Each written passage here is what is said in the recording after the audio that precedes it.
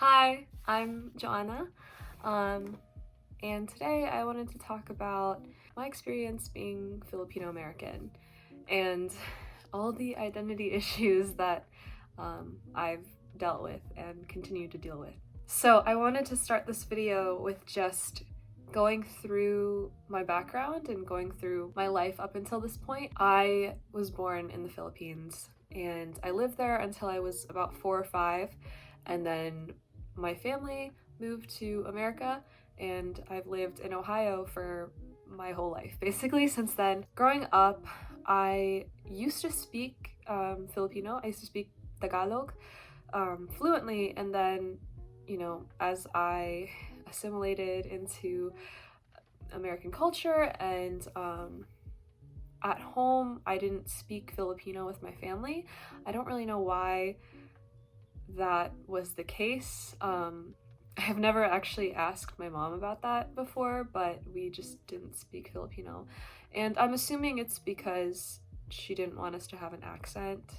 So over time, just going through life, I ended up forgetting how to speak Tagalog, Filipino, but I can still kind of understand it just a little bit.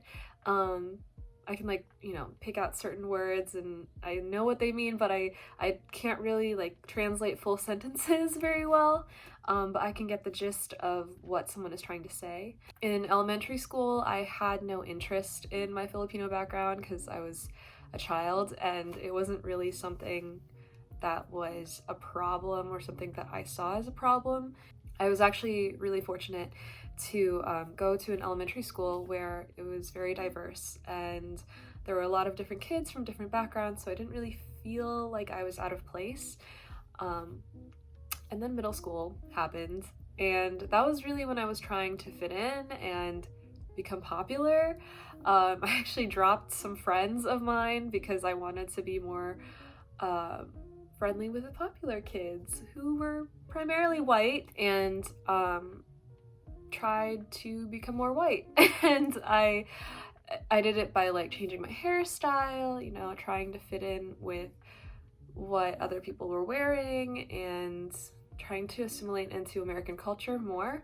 I also remember trying not to get tan over the summer. I think that was a value that was instilled in me from a young age, to be lighter and to not expose myself to the sun too much. Like, my mom would always tell me I shouldn't stay outside for too long because I'll get too dark, which,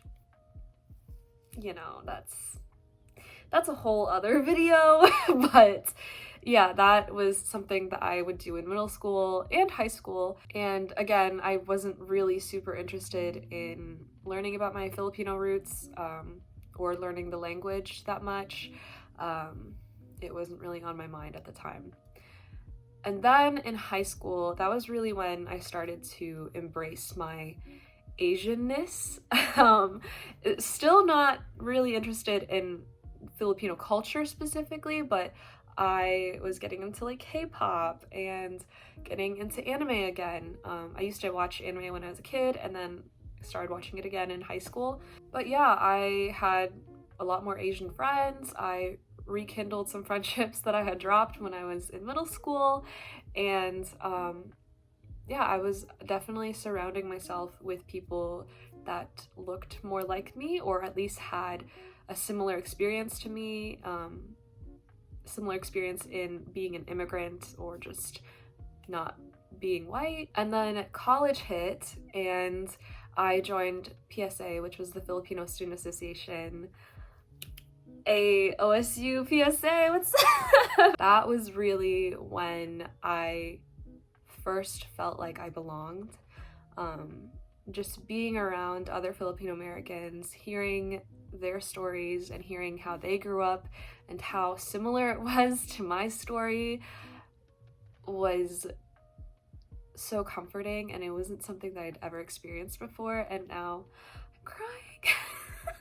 Yeah, just this feeling of belonging was so new to me and it was so unfamiliar, and it wasn't something that I knew I was missing out on until I had it, you know what I mean? It was just the first time I'd ever really connected with a Filipino-American community, and the first time that I'd ever been part of one that wasn't just like family friends or my mom's friends. And that was really, really eye-opening for me, and it made me value being Filipino so much more. So yeah, college was really the beginning for me in embracing my Filipino roots. The title of being Filipino-American, it gives me a lot of internal conflict to call myself Filipino-American, just because I feel like I'm not Filipino enough, because I don't know the culture and I don't know the language,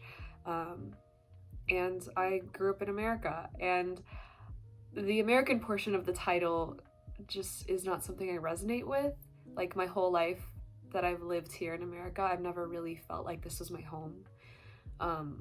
Like, whenever I reference home, whenever I reference the Philippines, I call it home. I also realize, though, that the life that I've lived is extremely privileged, and I've had so many opportunities that I don't think I would have had if I'd grown up in the Philippines. Like, I don't know if I would have had the opportunity to be exposed to so many different cultures and to so many different types of people. And I'm really grateful for my parents to have sacrificed everything that they had to sacrifice in order to come here. But as I continue to learn more about Filipino culture and learn more about my specific roots and where my family comes from, I feel a deep sense of connectedness to that part of myself, and it really just feels super fulfilling. And I'm actually planning on going to the Philippines next year, hopefully, if COVID isn't too rampant. But when I think about it, I feel really embarrassed thinking about going back home to my family and speaking to them in English and not really understanding the culture and just being so American. And I feel so embarrassed thinking about being a tourist in the country that I was born in and the country that my family is from. Yeah. But I'd rather go and be embarrassed and try at least to get to know my family and get to know the place that I was born, than, you know, not go and just regret it for the rest of my life. I'm just really tired of running away from this part of myself, from the Filipino part of myself that I still don't really feel like it is my identity, or part of my identity, but I know that it is. I know that I'm Filipino. I know that no matter how American I am, no matter the fact that I don't know the culture or the language, like, I'm still Filipino. It's not something that I can change. It's not something that anyone else can say, you know, anything about. It's just a fact. Thank you for watching this video.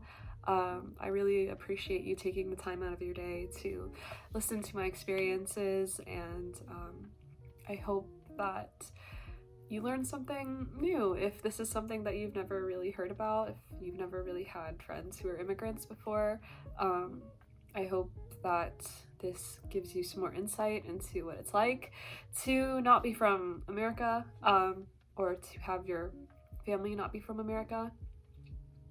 And, you know, if you're Filipino-American and you're watching this, I'm with you. Like, I really am, and I would love to hear your experience being Filipino-American.